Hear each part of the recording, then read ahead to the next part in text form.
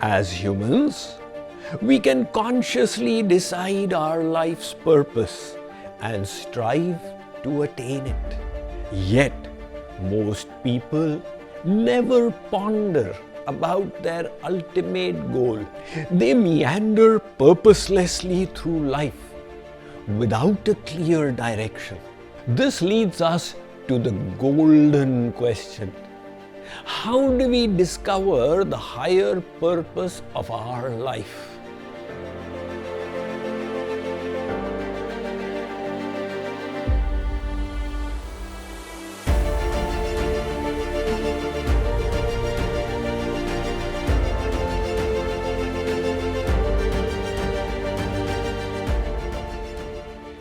Amongst the 8.4 million species of life forms, human life is special in two particular ways. First is, it is blessed with the very special faculty of knowledge, which enables us humans to determine the meaning and purpose of life and the path to achieve it. The second is the ability to do works with our free will, which enables us to go beyond our physiological, biological conditioning, a faculty that animals do not possess. These two special blessings on human beings present a tremendous opportunity, but also an onerous duty. Let us first understand our duty as humans. Consider the analogy of a bank manager and a cashier in the same branch.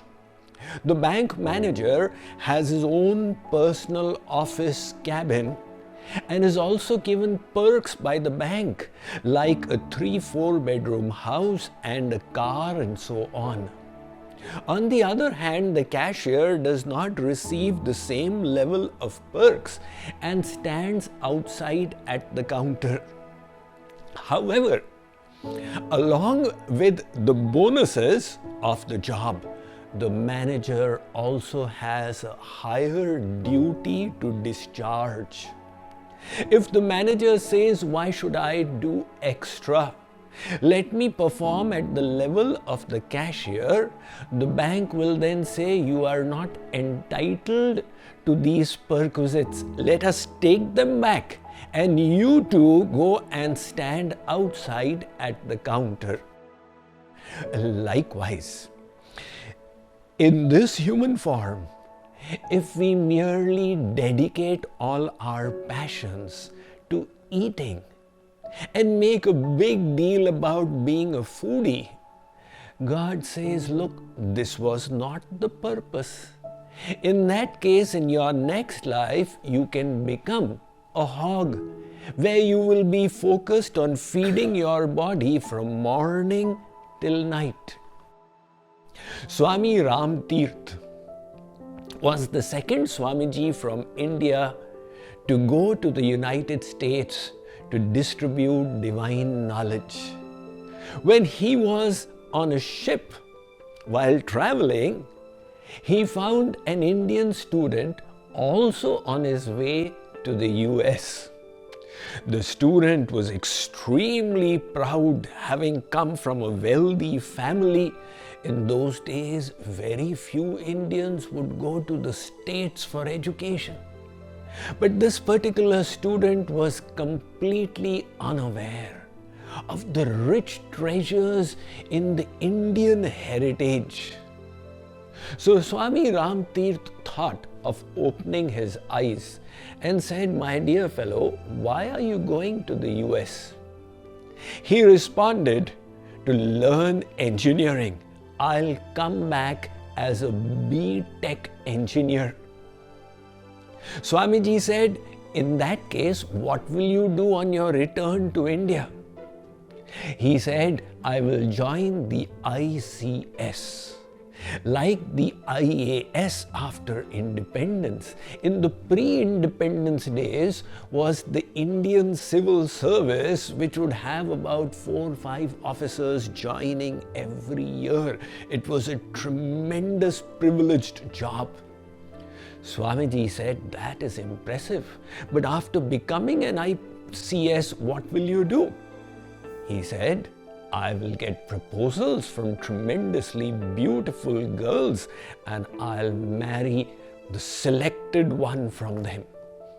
Swamiji said, all right, and what do you plan to do after marriage? He said, I shall engage in economic development, get a big house, live luxuriously, eat the wonderful kinds of dainties my tongue desires, sleep on the softest and most comfortable beds. Swamiji said, what then? This question made the student suspicious. Why is he asking again and again, what then? He said, well, I will have children. Swamiji said, what then? They will grow up and they will then become B.Techs. Really? And after that? One day I will retire. I'll make a house in the village and live peacefully there. Swamiji said, what then? He said, then I will die. What else? Swami Ram Tirth said, this is the planning of your life.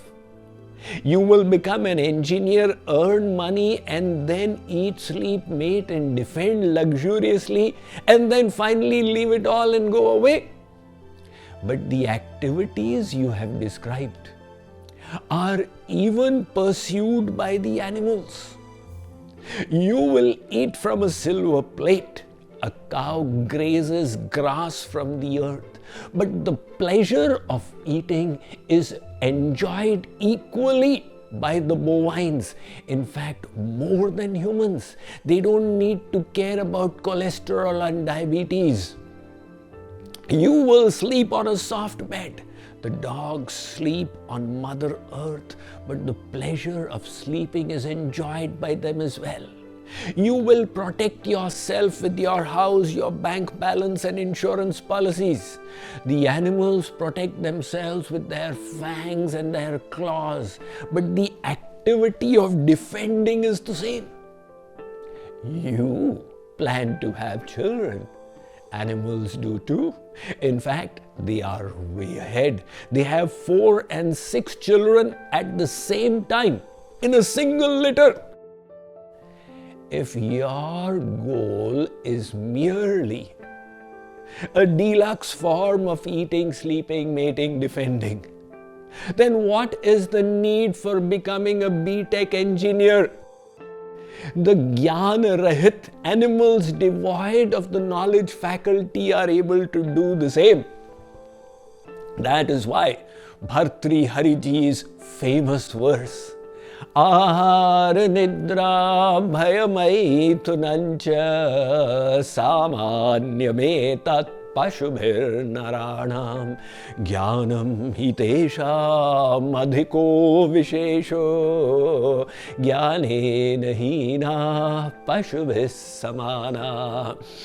If we limit our life to eating, sleeping, mating, defending, we are then not justifying the faculty of knowledge that we have received from our Supreme Father.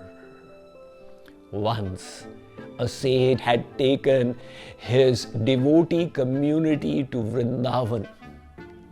As they did the 84 Cross Parikrama, they were stopping in the Leela Sthalis and he was relating the divine pastimes of the Lord to them. When all of a sudden, a monkey of Vrindavan arrived, quickly grabbed the saint's shoe that was lying there and ran with it and sat on the tree. Some of the disciples got agitated, picked up sticks and ran to hit the monkey and get the shoe back, while the monkey howled in self-defense. The saint said, "No, this is not the way to deal with these animal residents of Vrindavan." He asked for a banana and offered the banana to the monkey. The monkey eyed it temptingly. The negotiation went on silently, and the monkey came closer.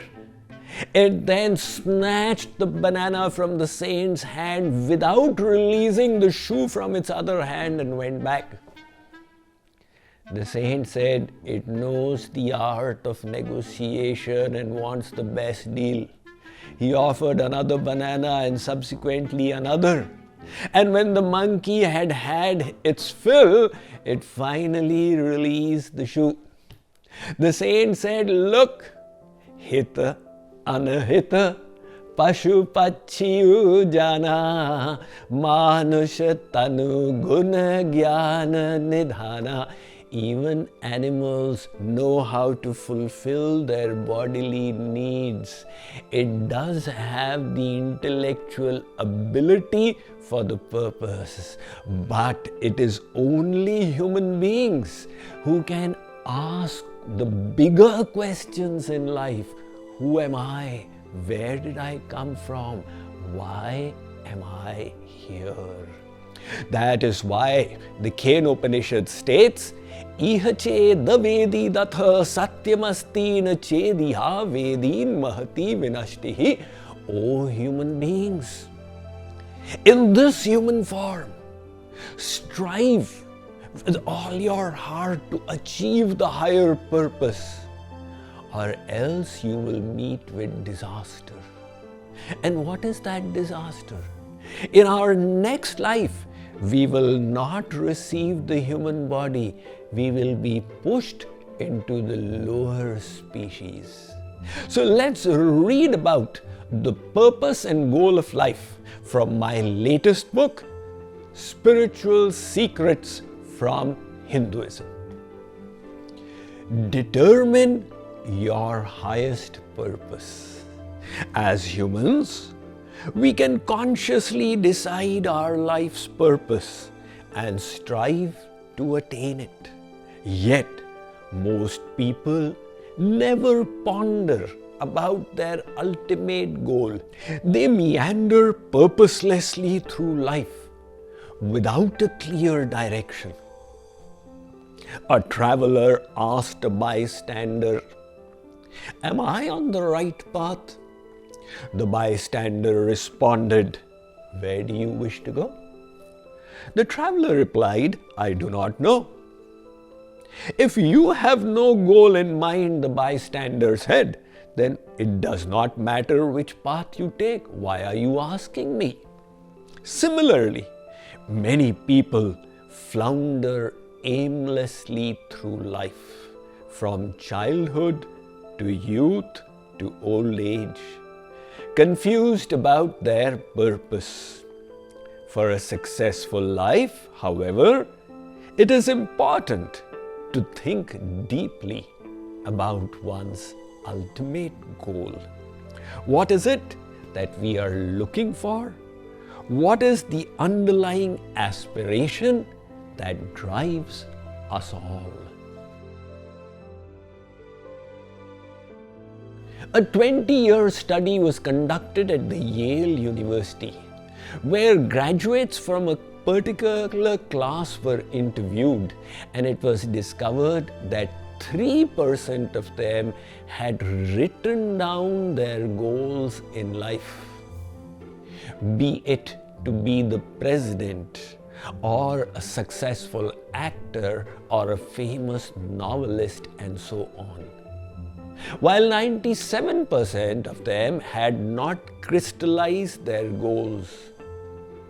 20 years later, it was found that the combined income of that 97% without written down clear goals could not match the combined income of the 3% who had their goals ahead of them when they started off after college.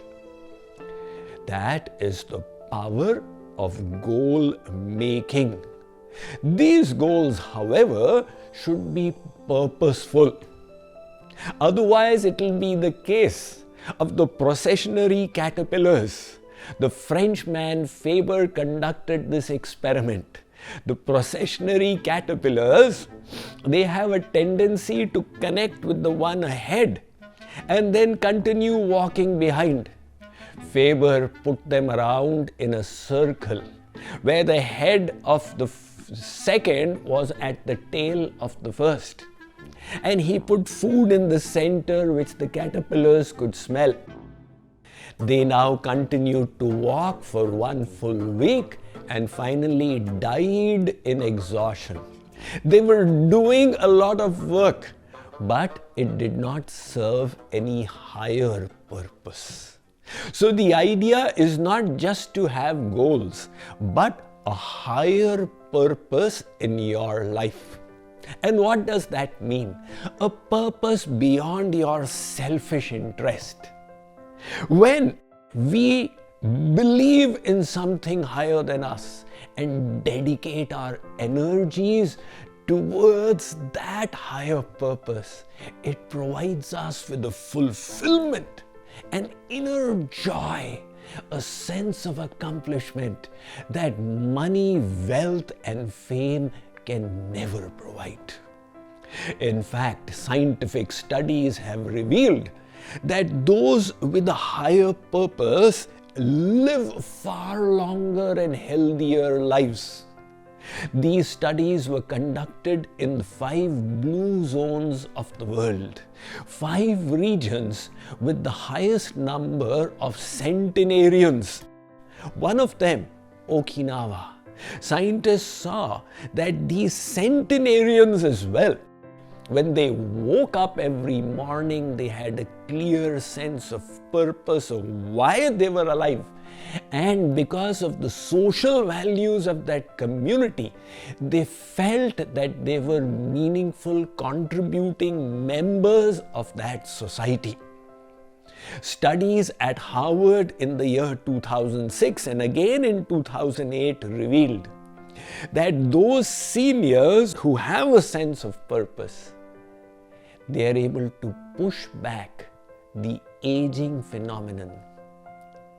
The parameters of aging are grip strength reduces, people start walking more slowly, the short-term and long-term memory decreases, cognitive abilities decrease. And these studies conducted at Harvard showed that those seniors who had a sense of higher purpose that they truly believed and exerted themselves towards were aging much slowly. This leads us to the golden question.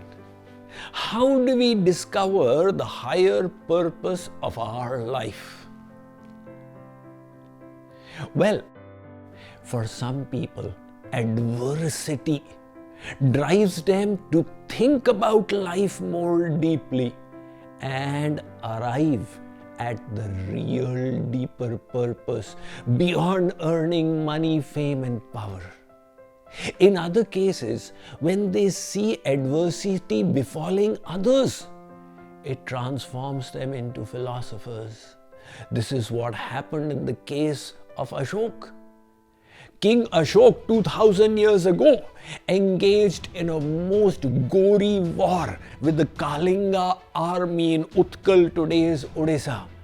And later, when he arrived at the battlefield and discovered 100,000 dead bodies there, he was moved to tremendous lamentation, and he discovered his purpose in promoting ahimsa, a non-violent kingdom, and the Buddhist philosophy. For most people, the sense of purpose can be discovered by arousing our curiosity, towards the bigger questions in life. Who am I? Why was this world created? Who created it? Why did that creator send me here? And finally, what is my purpose here? When this curiosity arises, you then start reading the sacred texts, the Vedic scriptures, and from there you discover ultimately behind our every aspiration is the yearning for happiness. And this is explained because we are fragments of the ocean of happiness. And hence, the fulfillment I am seeking will be achieved in attaining God realization. That then is my highest purpose, to know and to attain the absolute truth. Having reached this conclusion, we will now proceed on the journey towards the absolute truth in the subsequent episodes of this series, Spiritual Secrets from Hinduism.